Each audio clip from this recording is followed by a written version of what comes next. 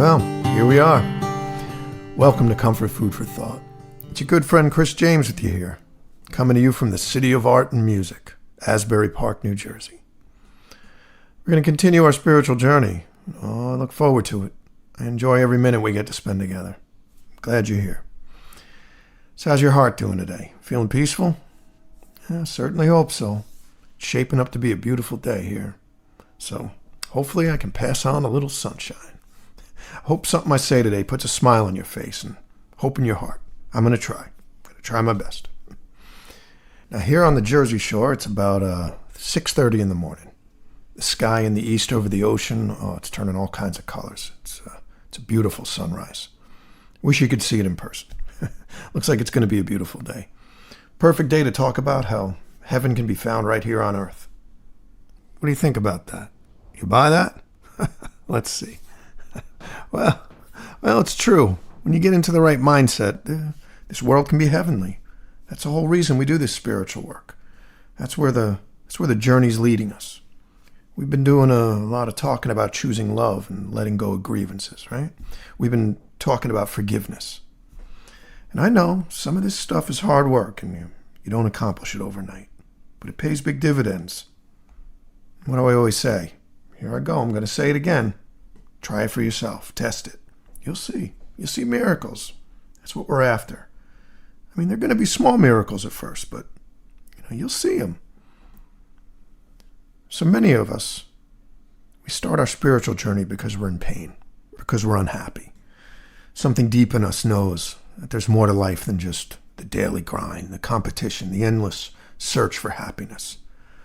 We spend our lives chasing success, money, affection, attention, respect, whatever it is.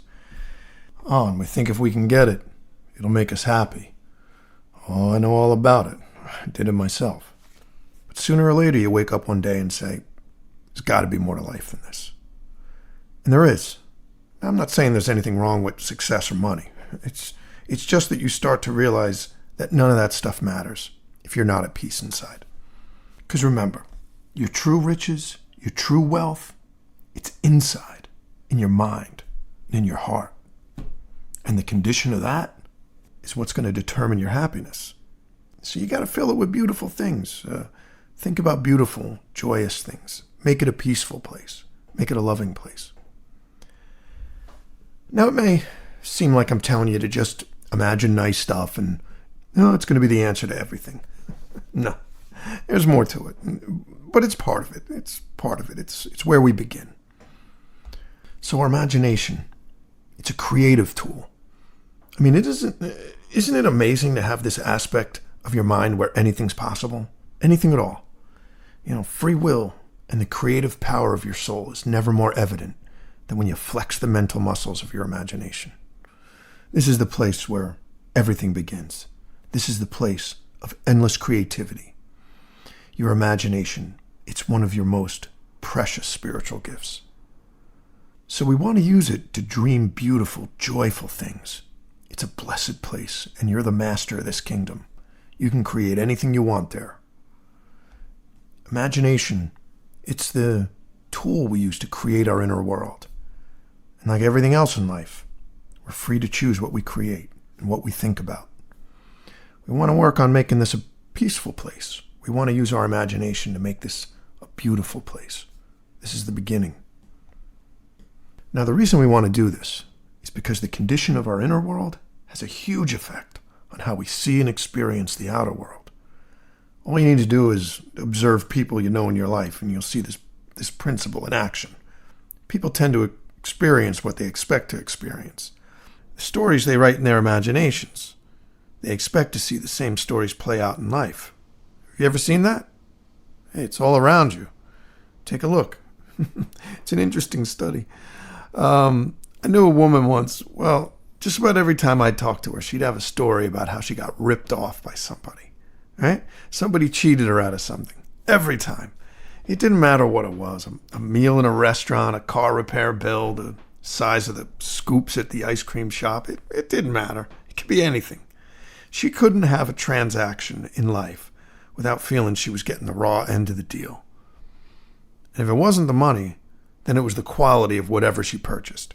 If she discovered any flaw or shortcoming used to make whatever she bought, it would ruin her day. She took it personally. She saw it as like a personal attack. She went through life believing everyone was looking to get one over on her. Funny part was, if somehow she came out ahead in a transaction, if she got the better end of the deal, if she sold some, junky thing for a lot of money, the sun would come out. The birds would be singing in her world. She'd be so happy and like gleeful that she won, she got one over on somebody. It was always very temporary though. By the next day, it would be something else. Somebody was ripping her off again. She was losing. So this is what I'm talking about. This poor woman, she looked at the world through this filter, and it started in her imagination. She imagined that the world was this way. It was in the forefront of her mind. She was looking for it. She was in a constant state of defense, waiting for it to happen. Everything that happened to her, she measured it to see if she was coming out ahead. And her whole self-esteem was wrapped up in it somehow. It made her life hell. It was an exhausting battle every day because in her mind, she saw it everywhere. At least she thought she saw it everywhere.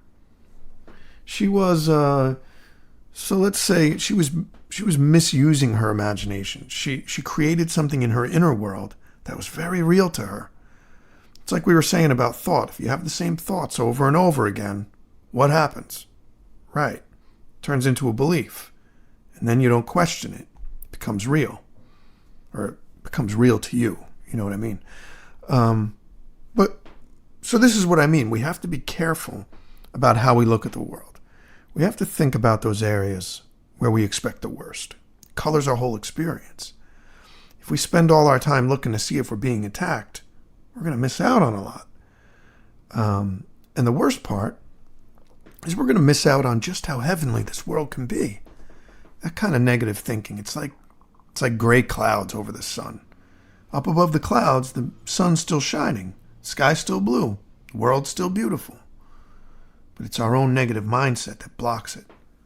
When we do that, we're creating our own gloomy, gray, rainy day. Now, in the case of my friend, she believed the enemy was outside of herself. She believed she was in a world where everyone was out to get one over on her, right? She believed transactions were a battle, and that every transaction had a winner and a loser. What she didn't realize, the enemy was inside. The enemy had breached the walls of her inner kingdom. It was those thoughts and assumptions about the world. It was that mindset. It was her own mindset. That the idea she had about other people and their intentions. It was how she was using her imagination. It colored her perceptions. In most cases, the thing she feared, it wasn't even true. She was seeing something that wasn't there. But couldn't tell her that. No. But it was a shame. She assumed and believed the world was a certain way, and that's what she saw. So, we can learn from this. The lesson in this, and we all do this to some extent, is we have to take care that we're using our imagination to create beautiful, peaceful things in our mind. We have to imagine joyful outcomes, expect miracles, spend your mental energy seeing the love and the beauty in the world. It's there, trust me, it is. It's all around you. Life can be heavenly. Don't miss out on it. So we have to try this. And you know me, I like to give you a little projects, right? I like to get you to try stuff. That's the way we move beyond seeing all this stuff is just blah, blah, blah philosophy, right? Chris is blah, blah, blah, and talking again, right? I want to give you a simple way to apply it to real life. Hey, that's the only way you're going to know if it works or not, right? But I'll inspire you with a little story first. So it's funny. So many of these concepts, when I first learned them, but wasn't really applying them yet, I was constantly like, I don't know. This doesn't really sound like it's going to work. And then eventually I'd say to myself, what do I have to lose? And I tried it. So this is one of those stories. This man I know, I was having trouble with this guy. We were involved in a project, and we didn't see eye to eye about much of anything. There was a lot of conflict, a lot of hurt feelings, a lot of judgment on both sides.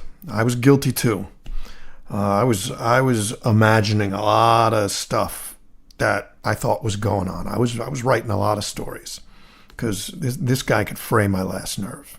We were like oil and water. It wasn't good.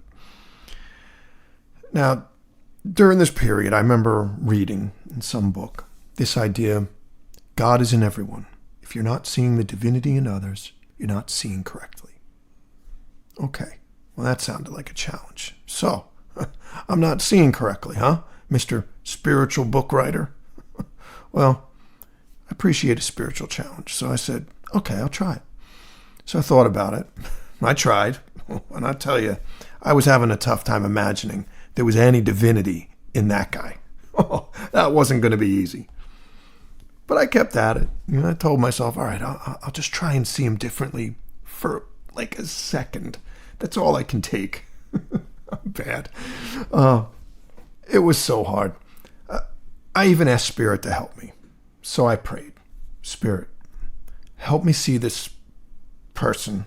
I actually used a bad word instead of person at the time.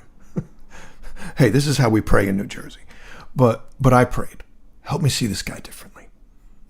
Well, I managed okay. I was finally able to wrestle up a few nice thoughts. And it got a little easier. I imagined this guy being kind and loving. And I imagined myself being kind and loving back. And it was pretty far-fetched, but I did it. And I left it at that. Anyway, it's funny. The very next day, I ran into this guy. And no joke, it felt a little tiny bit different. Something was different. Was it me? Was it him? Who knows? But there was definitely less conflict. It felt way less prickly. I actually saw that guy a little differently after forcing myself to do that exercise. And here's the interesting part. He showed a side of himself, a good side, that I had never seen before. It almost felt weird. I was like, what's going on here? And what was going on was actually a little miracle. It was a small one, yes, but it really taught me the value of something I didn't put too much stock in, So, did that guy still rub me the wrong way at times? Oh yeah, definitely. But if I'm being honest, overall, it felt a little different than it used to. There were more peaceful interactions. I was able to see more of the good. I stopped using my imagination to write unpleasant stories about this guy. But, this is what we want. Life goes better when we think well of others, when we look for the good in others, when we expect good from others. This is the path to those little miracles. And it all started from making an effort to see things differently and using my imagination to imagine good possibilities, good outcomes. All right, so now it's your turn. I know this one's going to be tough. So we don't have to do it right now, but I'll give you the instructions. I want you to try the same thing. When you get a chance, take a troubling situation or a troubling person like I had, and try to reimagine it. This is your inner world. It's your imagination. You can imagine anything you want, right? So try it. Dream up a different story. You can do it. Use your imagination to make the story the way you'd like it to be. And you know what? It's going to feel a little funny. It is. Maybe you feel like being unrealistic, or you feel like you're being foolish because you're not seeing things as you believe they are. Maybe you feel like you're letting your defenses down, right? Yeah, it feels like that, I know. But let's dare to do it. Let's dare to imagine some nice stuff. Let's have the audacity to use our imagination to dream up stories about people being loving and kind, about our days being joyful, about the world we live in being beautiful and filled with wonder. Let's get in that mindset. Let's try and see through all those clouds we create with our worry and our judgments. Let's rediscover that it's a sunny day out there. The sun's shining. Life is beautiful. What do you think? Can you do it? I know you can do it. I know you can. Well, the clock's winding down here. Let's affirm some of these ideas before we part ways today. What do you say? Let's take a breath and be as peaceful as we can. If I use my imagination to dream of beautiful, happy things in my inner world, it'll change the way I perceive the outer world.